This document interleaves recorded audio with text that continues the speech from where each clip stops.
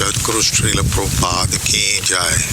Hare Krishna Krishna Krishna Hare Hare, Hare Ram Ram Ram Hare Hare. So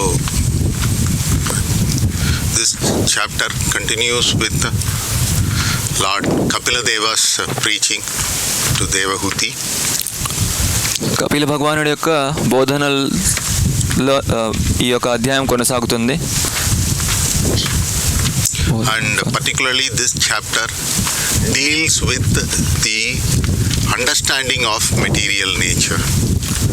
ప్రత్యేకంగా ఈ అధ్యాయంలో ప్రకృతి అవగాహన గురించి మనకు తెలుస్తుంది. So the purport of this particular verse is that the personality of Godhead Kapila continued. When the living entity is thus unaffected by the modes of material nature, because he is unchanging and does not claim proprietorship, he remains apart from the reactions of the modes, although abiding in a material body, just as the sun remains aloof from its reflection on water.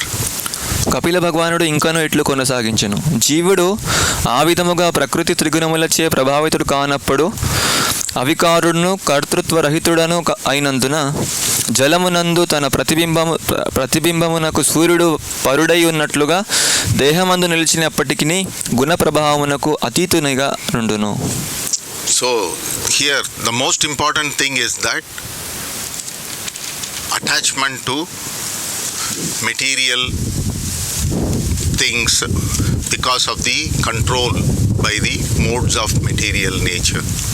ఇక్కడ ముఖ్యమైన విషయం ఏంటంటే భౌతికమైన విషయాల పట్ల ఆసక్తి ఉండడం. ఈ యొక్క భౌతిక త్రిగుణాల యొక్క ప్రభావంలో భౌతిక విషయాల పట్ల ఆసక్తి.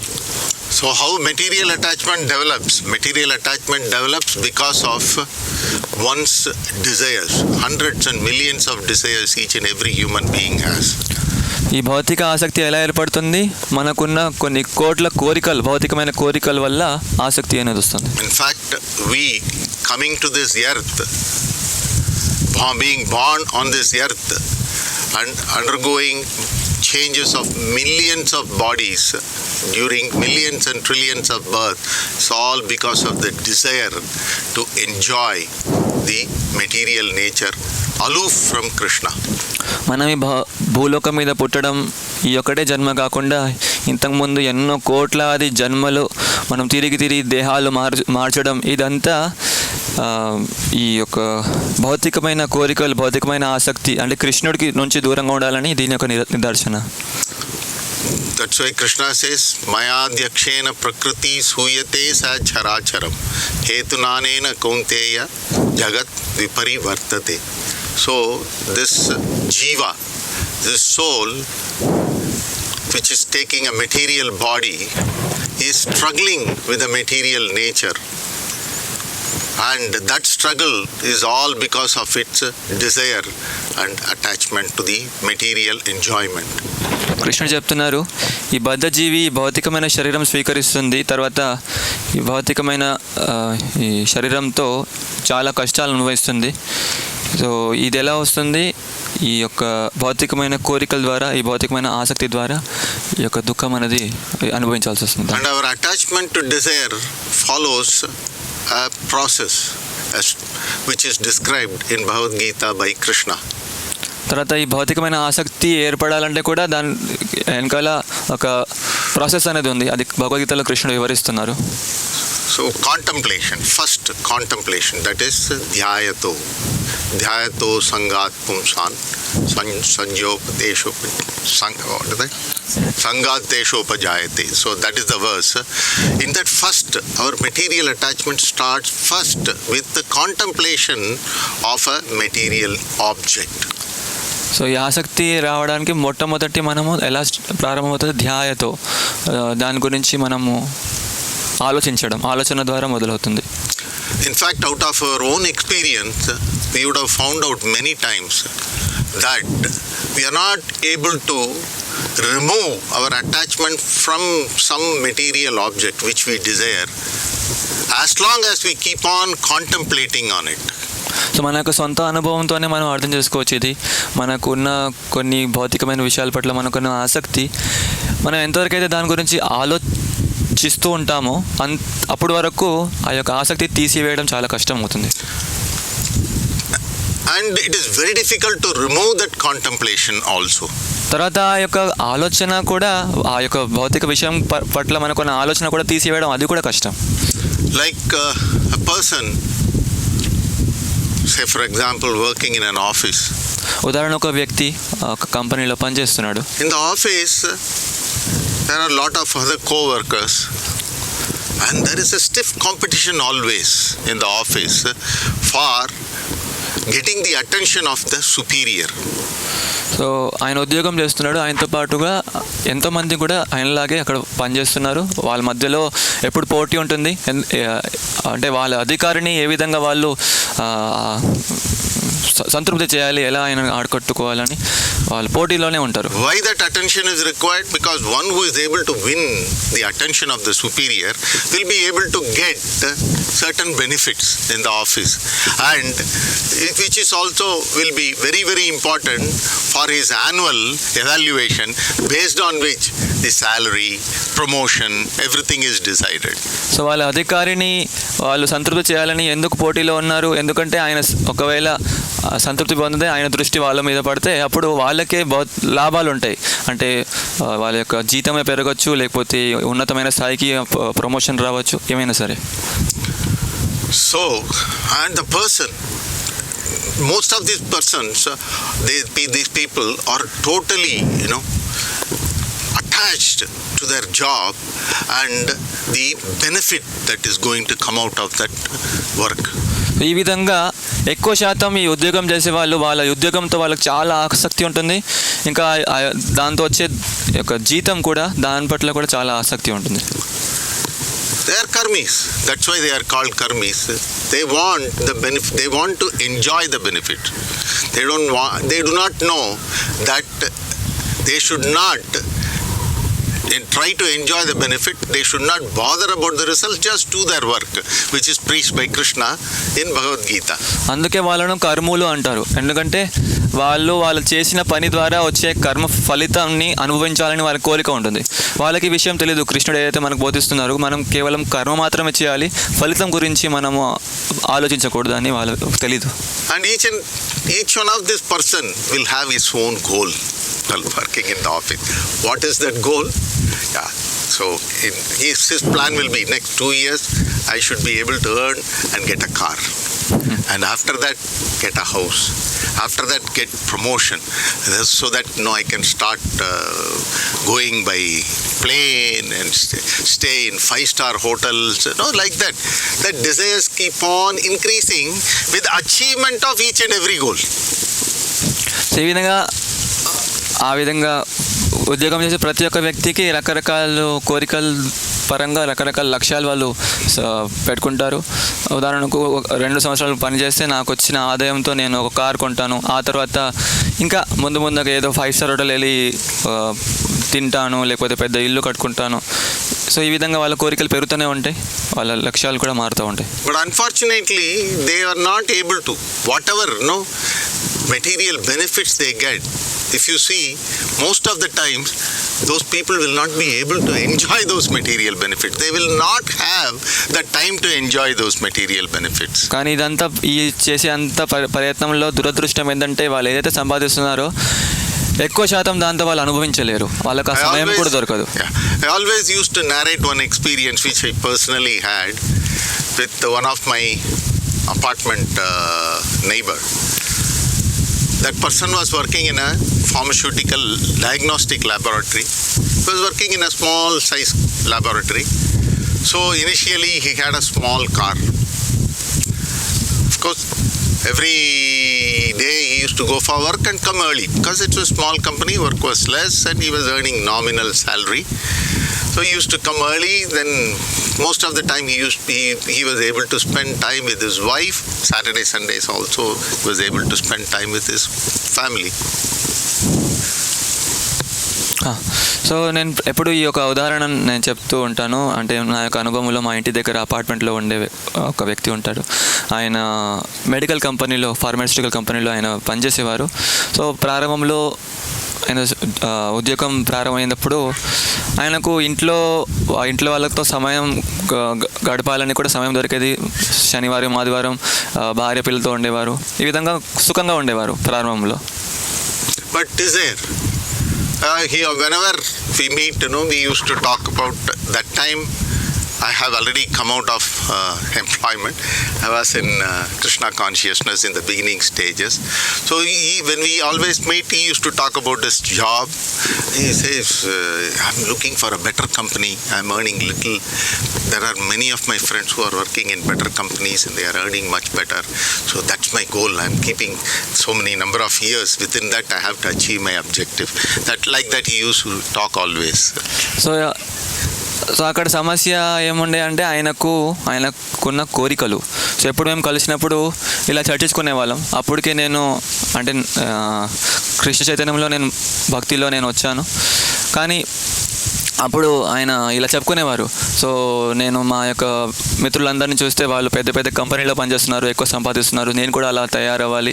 సో ఈ విధంగా నేను ఈ ప్రణాళిక ఇస్తున్నాను, ఈ కొన్ని సంవత్సరాల్లో నేను ఇంత సాధిస్తాను, ఇంత సంపాదిస్తాను అని దాని గురించి చర్చించుకునేవారు. He was always contemplating on that contemplation. As long as that contemplation is there, our attachment to the material objects will be very strong.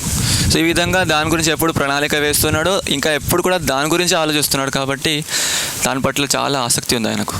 After some time, I forgot about this. After some time, suddenly I saw a big car in the place of the small car. Maybe Honda City or something like that. So ఇలా కొంతకాలం తర్వాత నేను చూశాను, ఆయన దగ్గర ఉన్నది ఇంతకుముందు చిన్న కార్, ఇప్పుడు అది లేదు. సడన్గా ఒక పెద్ద కార్ వచ్చింది అక్కడ. The car was there, but the person was not there. ఇప్పుడు కొత్త పెద్ద కార్ వచ్చింది, కానీ వ్యక్తి కనిపించలేడు. Why? What has happened is that he got another job, bigger job. He got a bigger car, everything, bigger post, designation, everything. But he was not able to remain at his house because 25 days he was out of station. ఇప్పుడు పెద్ద ఉద్యోగం వచ్చింది, పెద్ద car వచ్చింది, కానీ వ్యక్తి లేడు. ఎందుకంటే ఆయన ఇంట్లో ఉండడానికి ఆయనకి సమయమే లేదు. నెలలో 25 రోజులు ఆయన బయటే ఉండాల్సి వస్తుంది వేరే ఊర్లో. So this is the problem. If we have material desires and if we achieve them, then we will not be able to enjoy them. That is the problem in this material world. భౌతిక ప్రపంచంలో ఉన్న ఇదే సమస్య. మన కోరికలు ఉంటాయి, కోరికలు తీర్చిన తర్వాత దానితో అనుభవించాలనే అవకాశమే దొరకదు. But it is a rat race. Keep running. They cannot get out of the race. Otherwise they will get out.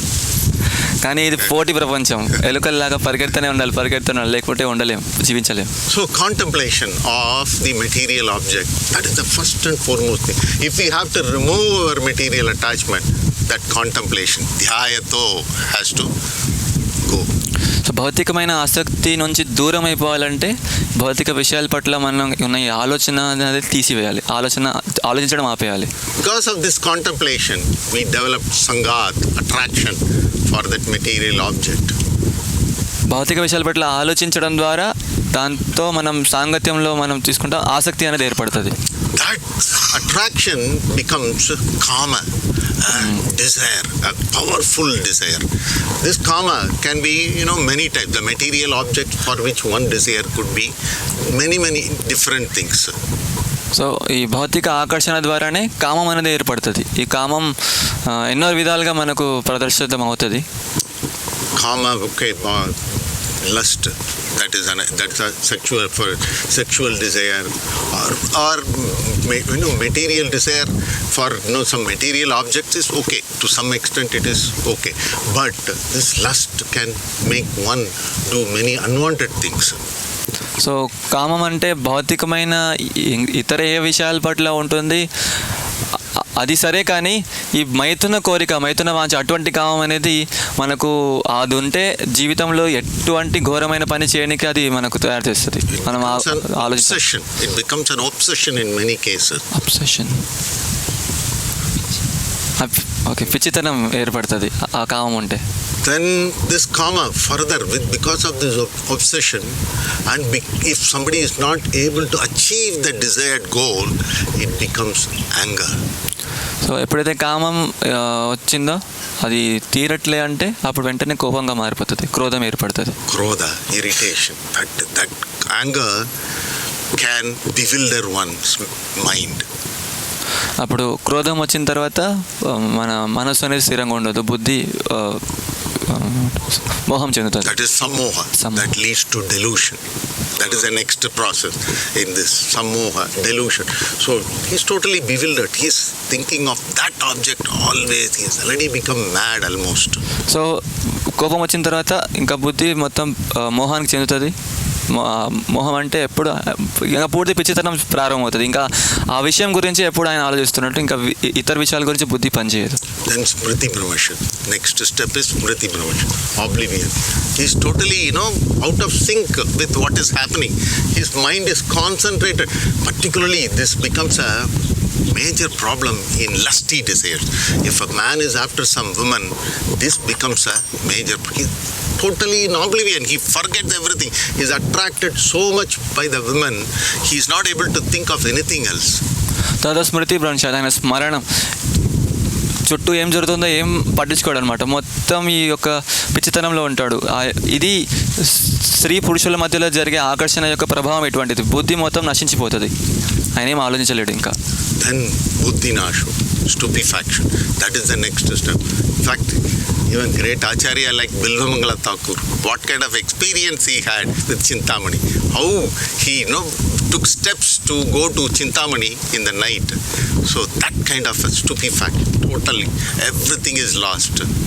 స్మృతి భ్రంశాత్ బుద్ధి నాశ, బుద్ధి మొత్తం నశించిపోతుంది. ఉదాహరణకు మనకు ఆచార్యులోనే బిల్వమంగళ ఠాకూర్ యొక్క ఉదాహరణ చూస్తాం. ఏ విధంగా ఆయన చింతామణి పట్ల మోహం చెంది ఆయన ఆమెను కలవడానికి ఎటువంటి మార్గాలైన తో ఆయన వెళ్ళేవారు. సో మనం చూసాం, బుద్ధి మొత్తం నశించిపోతుంది. Then pranashyati, destruction. That is the final step. If one is not, everything starts with contemplation. The best way is to cut off that contemplation to overcome this material attachment. చివరికి ప్రణశ్యతి, అంతా ముగిసిపోతుంది, దిగజారిపోతారు, పతనం చెందుతాము. So ఇదంతా ఎక్కడి నుంచి మొదలవుతుంది? ధ్యాయతో, ఆలోచించడం ద్వారా. ఆలోచన దగ్గరే మనం ఆపివేయాలి.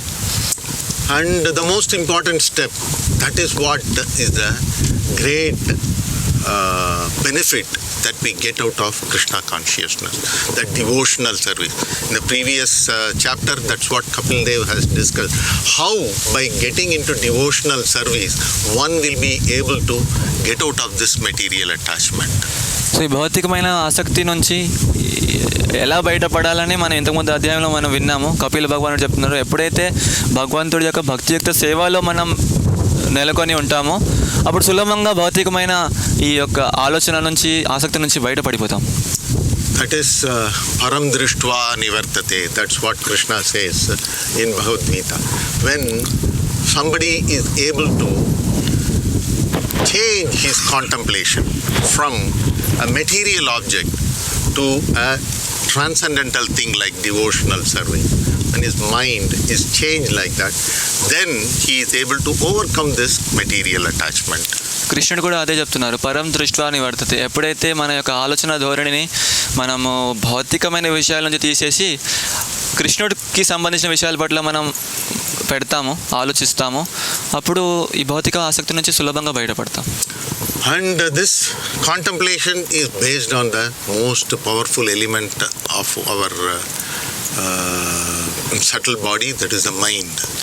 The mind is the basic reason for this contemplation. So mind can be one's best friend or it can be one's enemy. How it can be a best friend? As long as he is able to control his mind, the mind will lead him to doing good things.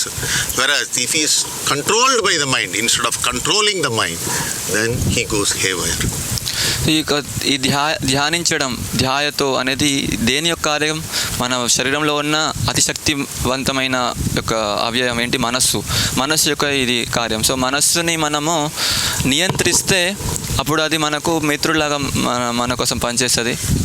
దాని యొక్క నియంత్రణలో మనం ఉంటే అది మనకు శత్రువులాగా పనిచేస్తుంది. That's why in the purport, the first sentence given by Srila Prabhupada is that in the previous chapter, Lord Kapila Deva has concluded that simply by beginning the discharge of devotional service, one can attain detachment and transcendental knowledge for understanding the science of God.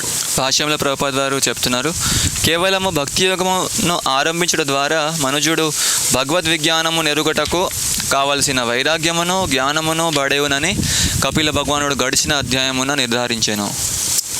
And as told by Krishna, we cannot get out of this material attachment unless and until we engage in devotional service, and only with the mercy of Krishna, one who is surrendered to me can overcome this material nature. That's what Krishna says in Bhagavad Gita. కృష్ణుడు భగవద్గీతలో చెప్తున్నారు, ఎంతవరకు అయితే మనము ఈ భక్తియుక్త సేవ మనం ఆచరించామో అప్పటి వరకు మనం ఈ యొక్క భౌతిక ఆసక్తి నుంచి బయటపడడం అనేది అసాధ్యం. కేవలం భగవంతుడి కృపతోనే, భగవంతుడిని ఆశ్రయించడం ద్వారానే మనం భౌతికమైన ఆసక్తి నుంచి బయటపడగలము. And in the previous chapter also, it has also been discussed. Devotional service is one aspect, another aspect is Sangha. ఇంతకుముందు అధ్యాయంలో that is another most important thing in overcoming this material attachment. So ఇంతకుముందు అధ్యాయంలో 2 విషయాలు చెప్పబడినాయి. మొట్టమొదటి భక్తియుక్త సేవ ఇప్పుడు చెప్పినట్లు, ఇంకోటి ఏంటంటే సాధు సంఘ, భక్తుల యొక్క సాంగత్యంలో భౌతికమైన ఆసక్తి నుంచి మనం బయటపడగలం.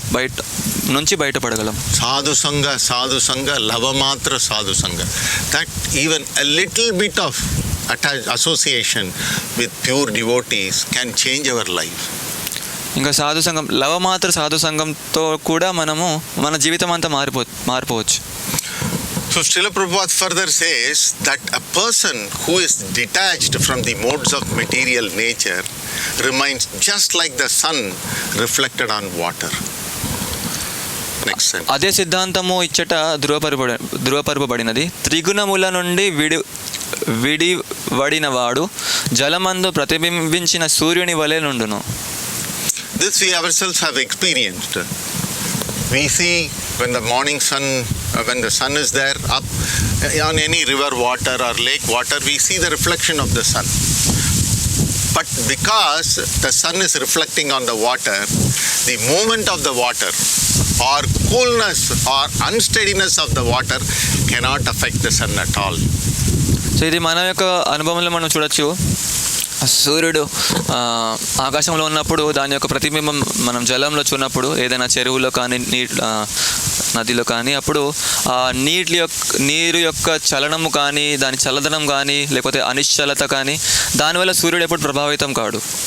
So that there is a proverb also, I think maybe in Telugu also, in Tamil also it's there, that Suryana paathu naai kolacha naayku enna problem. That means if the dog barks at the sun, what's going to happen to the sun? Nothing is going to happen to the sun. Sun is not at all affected in any way.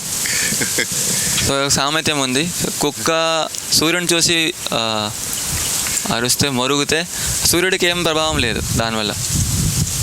So similarly, Vasudeve Bhagavati Bhakti Yoga Prayojita. So when one engages fully in the activities of devotional service, Bhakti Yoga, he becomes just like the sun reflected on the water.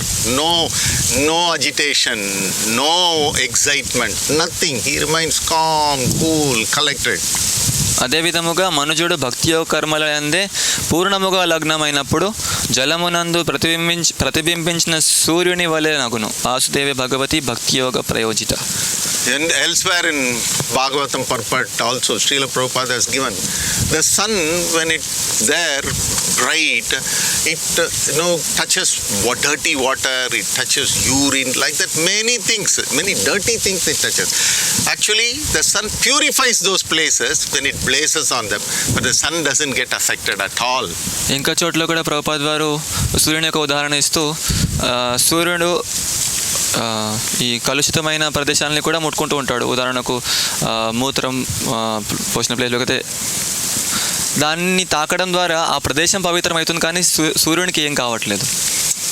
So similarly, the devotee, although he appears to be in the material world, actually he is in the transcendental world. He is not at all affected in any way by this material world. అదేవిధంగా ఒక శుద్ధ భక్తుడు ఈ భౌతిక ప్రపంచంలోనే ఉంటూ బహిరంగ చూస్తే అనిపిస్తున్నాడు, కానీ ఇక్కడ ఉంటూ ఆయన ఇక్కడ లేరు అనమాట. ఆయన ఆధ్యాత్మిక ప్రపంచంలోనే ఉన్నారు. Because his entire consciousness, contemplation, that mind, his mind is under his control. He is not under the control of his mind. And because of this mind control, he is contemplating only on Krishna, nothing else. ఎందుకంటే ఆయన పూర్తి చైతన్యం అంతా, ఆ యొక్క ఆలోచన విధానం అంతా కూడా, మనస్సు అంతా కూడా ఆయన నియంత్రణలో ఉంది. ఆయన మనస్సు యొక్క నియంత్రణలో లేడు. ఆయన ఎప్పుడు కూడా కృష్ణుడి గురించి ఆలోచిస్తూ ఉంటారు. So actually the reflection of the sun appears to be on the water, but is many millions of miles away from the water. So one engaged in the bhakti yoga process is nirguna, or unaffected by the qualities of the material nature. సూర్యుని ప్రతిబింబము జలము నందునట్లు గోచరించినను, సూర్యుడు మాత్రము నీటి నుండి కోట్ల మైలు దూరములో నున్నట్లు భక్తి యోగమునందు నెలకొనిన వాడు నిర్గుణుడై ప్రకృతి గుణములచే ప్రభావితుడు కానివాడై ఉండును.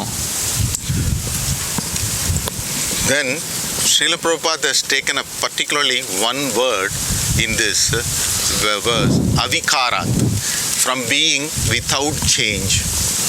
ఇక్కడ ప్రభుపాద గారు ప్రత్యేకమైన ఒక పదం ఈ శ్లోకంలో అవికార అని పదాన్ని చెప్తున్నారు. అంటే దాని అర్థం మార్పు రహితుడు అని భావము. So while describing the qualities of the devotee, this verse says first that devotee is not at all affected by this material world. Like the sun, though it is reflecting on this, or though it is shining on this material world, it doesn't get affected by the contaminations of the material world. So భక్తుడి యొక్క లక్షణం గురించి వివరిస్తున్నప్పుడు మొట్టమొదటిగా ఈ శ్లోకంలో ఏం చెప్తున్నారు? సూర్యుడి లాగా శుద్ధ భక్తుడు ఈ భౌతిక ప్రపంచంలో ఉన్న భౌతిక గుణాల యొక్క ప్రభావంలో ఆయన ఎప్పుడు రాడు, ఆయన అతీతంగా ఉంటాడు. సో అవికార means without change. When a person is not at all affected by the modes of material nature, there is no change taking place in his activities at all. So అవికార అంటే మార్పు లేకుండా. ఇప్పుడు ఈ త్రిగుణాలకి అతీతంగా ఉన్నప్పుడు ఆయన యొక్క కార్యాలు కూడా ఎటువంటి మార్పు లేకుండా, ఏ కలుషితం లేకుండా ఉంటాయి. It is confirmed in Bhagavad Gita that each and every living entity is part and parcel of the Supreme Lord, and thus his eternal position is to cooperate or to dovetail his energy with the Supreme Lord. ప్రతి జీవుడును భగవదంశయననియు తన శక్తిని ఆ దేవదేవునితో జతకూర్చుటే, అంటే సహాయభూతమగుటే అతని నిత్య స్థితి అనియు భగవద్గీత యందు ధృవపరపబడినది.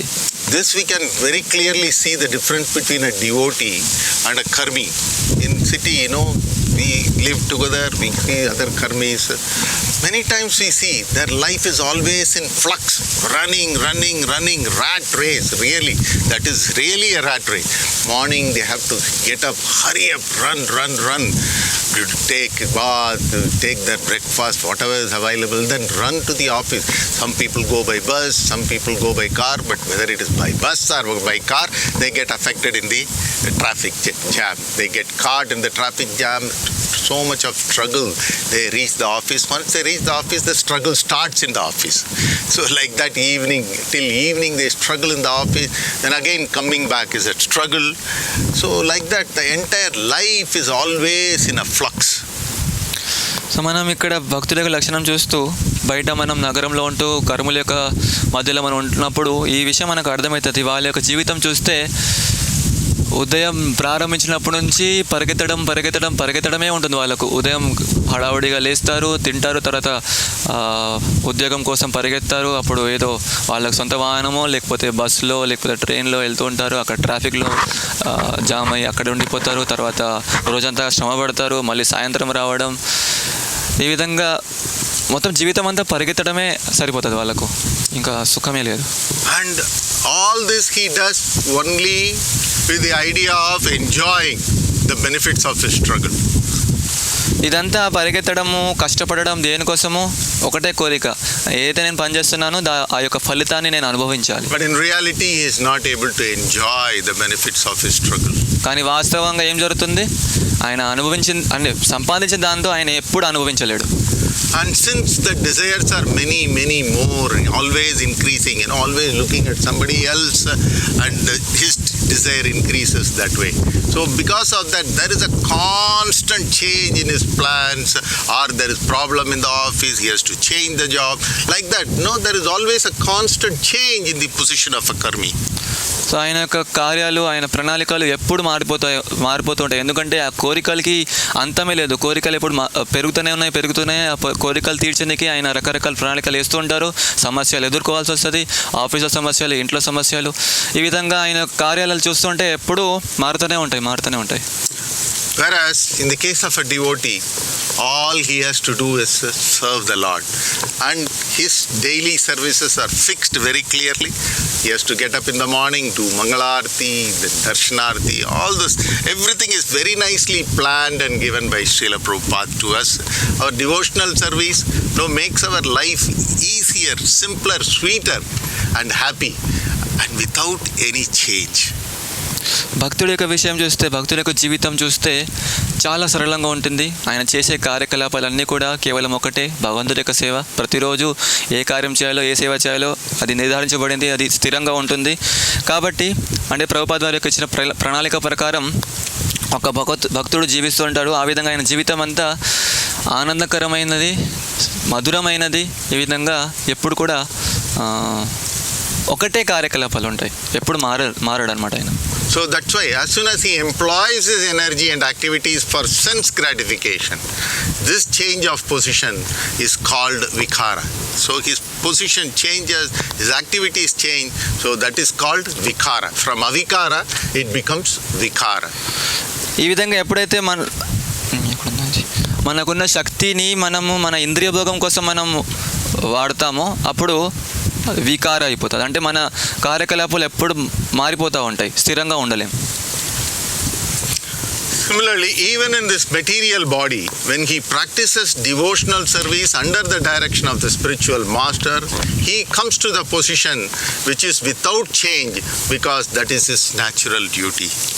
అదే విధముగా ప్రస్తుత భౌతిక దేమునందు గురువు నిర్దేశమున అతడు భక్తి యోగమును నిర్వహించినప్పుడు మార్పు రహితమైన స్థితికి అరుదించును. This is explained by Srila Prabhupada in other places like Samadhi. This is Samadhi or liberation. We can even call it as liberation. Being in the material body, he has already attained Samadhi, a steady state of position, and liberated. He is liberated from the clutches of the material modes of nature totally. ఇటువంటి స్థితినే సమాధి అంటారని ప్రభుపాదారు చెప్తున్నారు. So భౌతిక ప్రపంచంలో, ఈ భౌతిక దేహంలో ఉంటూ కూడా ఆయన ముక్తి చెందిన స్థాయిలో ఉన్నారు. The original position is one of rendering service to the Lord, bhakti yogena, bhaktya. Srikrishna భగవానుని భక్తి సేవే జీవుని మూల స్థితి. Yeah, when one becomes detached from material attraction and engages fully in devotional service, that is changelessness, steady state of kindness. That is in physics, the laws of physics, if you see, steady state means without any motion or movement. So మనుజుడు భౌతిక ఆకర్షణ నుండి విడివడి పూర్ణముగా భక్తి యోగమునందు నెలకొనుటే అవికారత్వము, అంటే ఎటువంటి వికారం లేకుండా, ఎటువంటి మార్పు లేకుండా స్థితి. So akartvat means not doing anything for sense gratification, doing everything for the sake of Krishna. So అకర్తృత్వాత్ అనే పదం యొక్క అర్థం ఏంటంటే ఏది కూడా మన ఇంద్రియ భోగం కోసం చేయకుండా కేవలం కృష్ణుడి యొక్క ప్రీతి కోసం చేయడం. Same thing Krishna says in Bhagavad Gita, that whatever you do it for me. Whether whatever you eat my prasadam, whatever you want to offer, you offer it to me. Like that, Krishna says, each and every one of our action should be dovetailed to serving Krishna. కృష్ణుడు కూడా అదే విషయం మనకు భగవద్గీతలో చెప్తున్నారు. ఏదైతే మీరు చేస్తున్నారో నా కొరకు చేయండి, మీరు ఏదైతే తింటున్నారో నా ప్రసాదం తినండి, మీరు అర్పించాలనుకుంటున్నారో నన్ను నా కోసం అర్పించండి. సో ప్రతి కార్యం కూడా కృష్ణుడి కోసం చేయాలని మనకు భగవద్గీత నేర్పిస్తుంది. when one does something at his own risk, there is a sense of proprietorship and therefore a reaction. But when one does everything for Krishna, there is no proprietorship over the activities. మనుషుడు దేనినైనా తన బాధ్యతపై నిర్వహించినప్పుడు కర్తృత్వ భావనము ఏర్పడును. తత్కారణమున కర్మఫలము కలుగగలదు. కానీ అతడు ప్రతి కార్యమును కృష్ణుని కొరకే నిర్వహించినప్పుడు కర్మలపై కర్తృత్వ భావనము కలుగదు. So whatever we do has to be as yajna, for the yajna purusha. So nothing, we should not worry about the results or anything. Our entire activity should be only for the sake of serving Krishna. మనం ఏదైతే కార్యం చేస్తున్నామో కృష్ణుడి కొరకే చేయాలి. అది యజ్ఞం. అంటే దాని అర్థము కేవలం సేవలా కృష్ణుడికి సేవ మనం చేయాలి, కానీ దాని యొక్క ఫలితం గురించి మనం ఆలోచించకూడదు. By changelessness, that is by avikara, and by not claiming the proprietorship of activities, one can immediately situate himself in the transcendental position in which one is not touched by the modes of material nature, just as the reflection of the sun is unaffected by the water. అవికారత్వము ద్వారాను మరియు అకర్తృత్వము ద్వారాను మనుజుడు శీఘ్రమే దివ్య స్థితి యందు నెలకొనగలడు. సూర్యుని ప్రతిబింబము జలముచే ప్రభావితము కానట్లుగా అట్టి స్థితి యందు అతడు త్రిగుణములచే అంటబడకుండును. With this I conclude. If there is any questions or anything, please. దీంతో ఈరోజు ముగిస్తాము. మీకేమైనా ప్రశ్నలు ఉంటే అడగచ్చు.